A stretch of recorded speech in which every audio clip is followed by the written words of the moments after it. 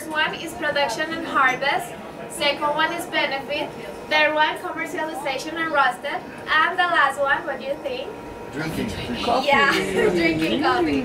So first we are going to go to the first stage, so please come with me. Okay, better. I love you guys. I love people from Poland. Why? Because you are so nice and brilliant.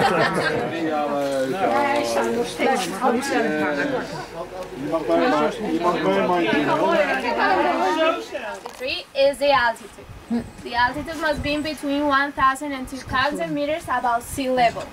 This farm is over 1,800 meters above sea level, so it's a good altitude, right? Have you been in Bogota? Yeah. Too cold, right? Yeah. We can't plant coffee trees there because it's too high. Okay? So, between 1,000 and 2,000 meters above sea level, and we call it mountain coffee. That's the reason coffee from Colombia is sour, because the altitude. Okay? So I'm going to explain you all the coffee process. First, I want to tell you that this farm has 3 certifications. The first one is Rainforest Alliance. It means that we are friendly with the environment. Second one, UTZ. It means productivity, that this farm is sustainable by itself. And the last one is 4C. This is for workers, that the payment for them is good and also the training for them is good. So, this is the coffee bean. It's a little bit small, I'm sorry. You're going to see bigger, I will promise you. So this is the coffee bean and we call it cherry. So when we squeeze the bean, we will find the seeds, the coffee seeds. That also is too small. Okay, can you see it? No. No? Sorry, it's too small. Yeah. Yes. Thank you. Yes. Yeah? Yeah, it's a little one. Okay, you're going to see that better? Yeah. There. Okay, this is the seed. So we plant the seed in the river sand because it's better to transplant on these plastic bags. So we plant the seed, not too deep, just 1 centimeter deep. And after 2 months, we will have the first plant that we call matchstick. Because as you can see, it seems like a matchstick. And after 10 days, we will have this one that we call chapola. And we call it like this because it seems like a butterfly that we have on this area. And it's ready to transplant on these plastic bags. And after 6 months, we will have this one that we call Colino de Café. And when Colino de Café is 4 centimeters high, it's ready to plant it on the ground. And we plant it like this. Can you see that we make like a pad? So it's easier for workers to harvest. Yeah. And after 1 year and a half, we will have the first bloom. This is a flower that we call azahar. It smells like a jasmine and it pollinizes by itself. But this flower just lives 3 days because after 3 days the flower falls off and we will have the first coffee beans.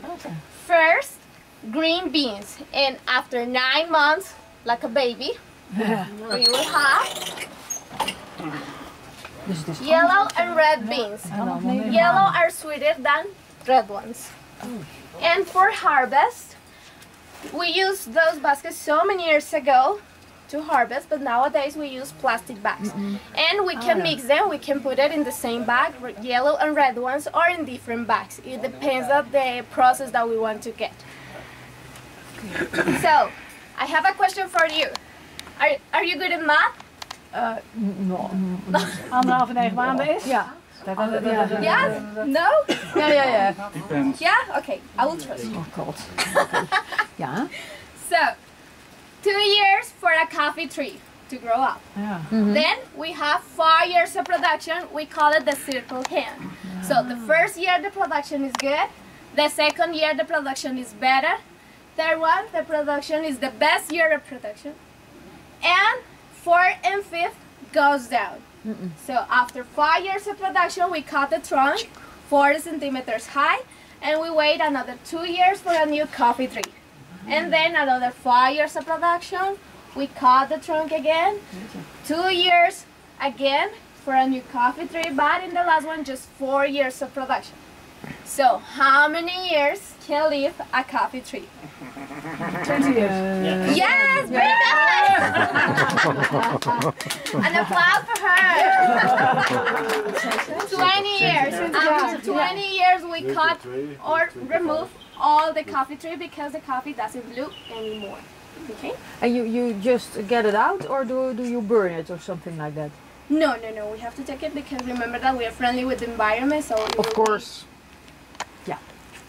So, the coffee tree has two enemies. The first one is this. This is a fungus that we call roja and attacks the leaves. And the leaves start to fall off.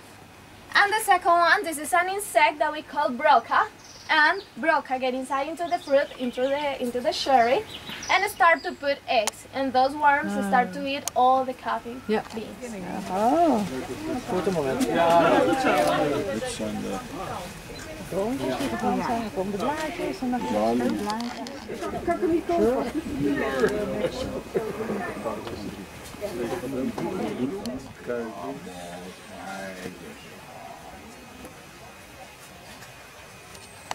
That's the reason we can't produce Robusta here because Robusta is sweet.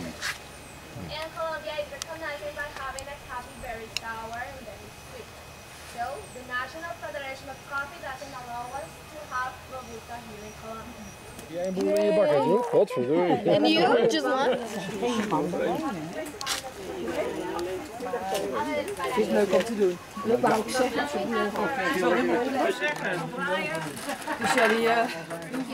They can harvest around 80 or 120 kilograms per day. So the payment is good. And this is the peeler we used so many years ago to separate all the skin of the fruit and the seeds. Nowadays we have the same machine but much bigger and automatic. So I need a volunteer who wants to help me to turn it on. The strongest man. To separate the skin of the fruit and the seeds. Yes, oh, beautiful. Nee, kijk eens. Nee hoor, ik wil het even zien.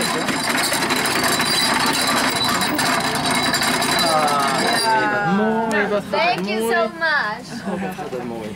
So I'm going to show you the machine, the same one, but molds and all the cherries, all the coffee beans pass and go to this machine.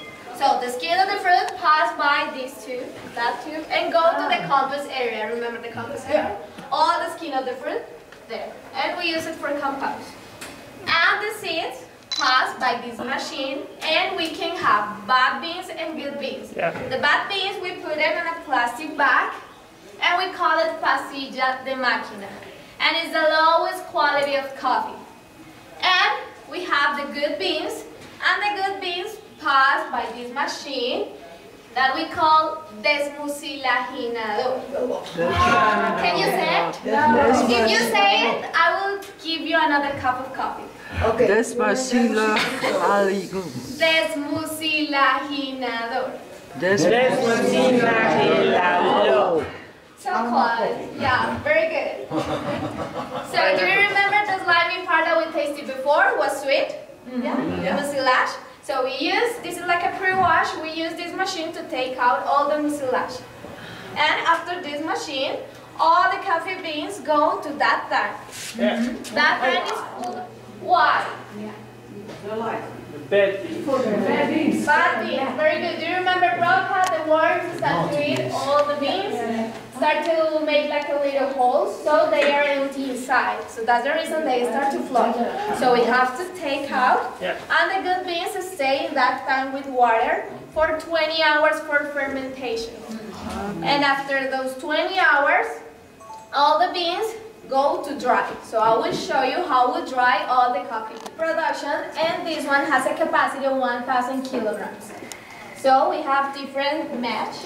We have 1 and 2. So here we have the fire and the hot air pass and start to dry all the beans. So the first mesh dry first. So we have to take the first completely dry beans, and the other one goes. We open that door and start to go down and start to dry the rest of the beans. It takes 1 or 2 days to get completely dry. Also, when we are in low season, we use another one that is over there. It's smaller and it has a capacity of 300 kilograms. And we use it when we are in low season because we don't have a lot of production. Also, when we are not in season, we have another way. It's like a traditional way to dry all the coffee beans that I'm going to show you. Okay?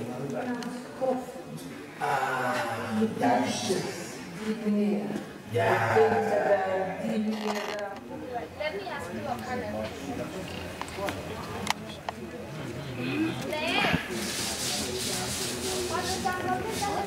So this is the commercialization part. In here we have different kind of coffee from this farm.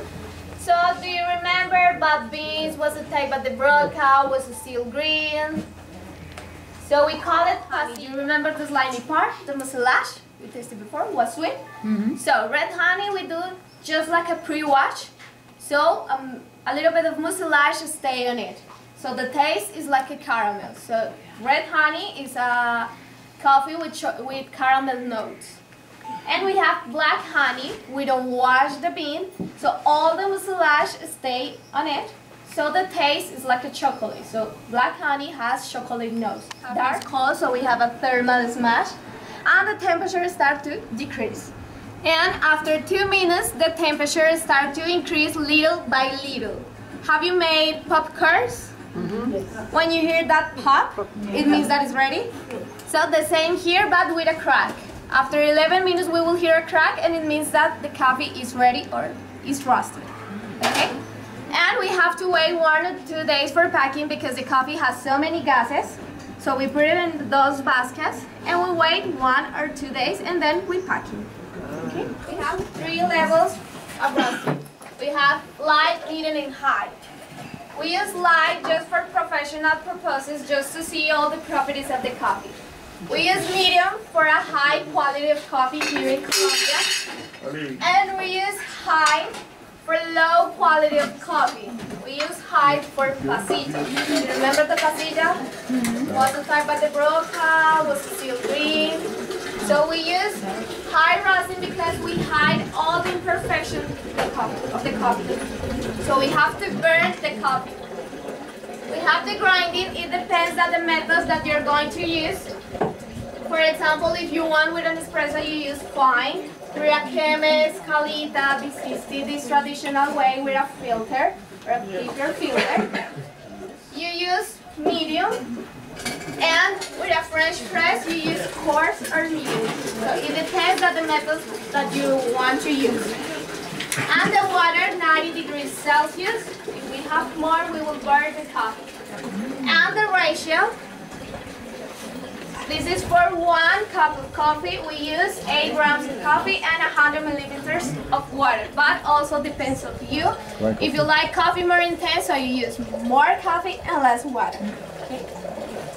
So, I need a volunteer.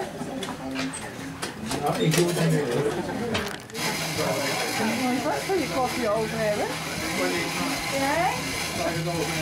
Ja, die even. Daar binnen al bij.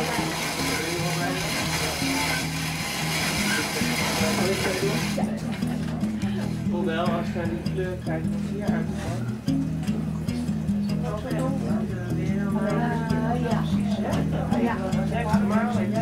Ja. Hij is donker, hè? Ja. Ja. Wij hebben ook het best met volgende.